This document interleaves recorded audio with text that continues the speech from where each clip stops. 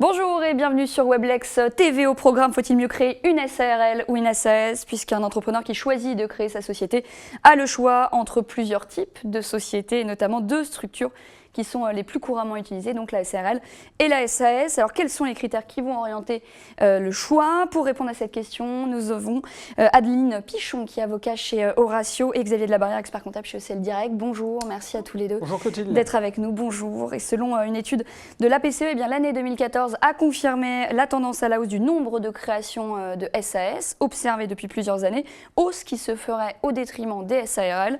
Alors qu'est-ce qui explique ce phénomène selon vous, Adeline Pichon?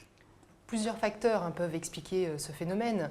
D'une part, déjà depuis 2009, on sait que plus aucun capital social minimum n'est exigé, puisqu'auparavant il fallait 37 000 € de capital minimum. De plus, vu qu'on sait que la différence essentielle entre la SARL et la SAS porte sur le statut social du dirigeant, eh bien de nombreux changements législatifs assez récents sur le coût social des rémunérations ont pu orienter naturellement le choix vers la SAS. Alors, quelle est la différence à ce sujet entre la SARL et la SAS pour le dirigeant?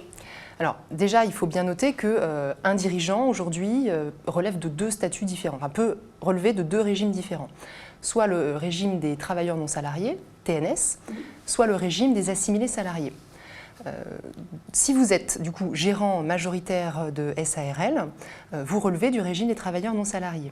Alors que si vous êtes gérant minoritaire de SARL ou bien dirigeant de SAS, vous relevez du régime assimilé salarié. Alors Xavier de la Barrière, en quoi cette différence justement de statut dont on a parlé va guider le choix d'un entrepreneur plutôt vers la SARL ou plutôt vers la SAS? Alors, d'une manière générale, on considère que le statut des travailleurs non salariés et TNS est plus avantageux d'un point de vue financier, moins coûteux. D'accord ? Et on considère, à contrario, que le statut salarié est plus avantageux en termes de retraite. Donc, le coût, la retraite. Un créateur qui va vouloir faire des économies, il va choisir le statut travailleur non salarié. Un créateur qui va vouloir préparer sa retraite choisira le statut de assimilé salarié en créant une SAS, alors que le précédent aurait créé une SARL. Bon. Mais, comme le précisait Adeline, il y a un deuxième élément à prendre en considération, c'est le traitement fiscal des dividendes. C'est quelque chose d'assez nouveau, assez peu de gens en parlent, mais depuis quelques mois, les dividendes des gérants qui détiennent plus de la moitié du capital de leur société, donc gérants de SARL qui détiennent plus de la moitié, eh bien ces dividendes, ils sont taxés comme si c'était des salaires. Donc non seulement il y a l'impôt sur le revenu, il y a les cotisations sociales et il y a les prélèvements sociaux.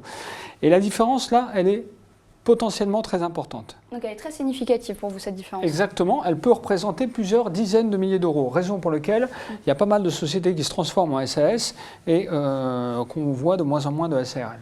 Et même si le statut social semble être un élément assez prépondérant donc, dans le choix entre une SARL et une SAS, il y a d'autres éléments qui sont quand même à prendre en compte, Adeline Pichon. Oui, alors concernant la fiscalité, il n'y a pas de différence majeure puisque qu'on soit en SARL ou en SAS, par principe on est soumis à l'impôt sur les sociétés et on peut opter sous condition à l'impôt sur le revenu. Sur un plan juridique, pareil, il n'y a pas beaucoup de différence.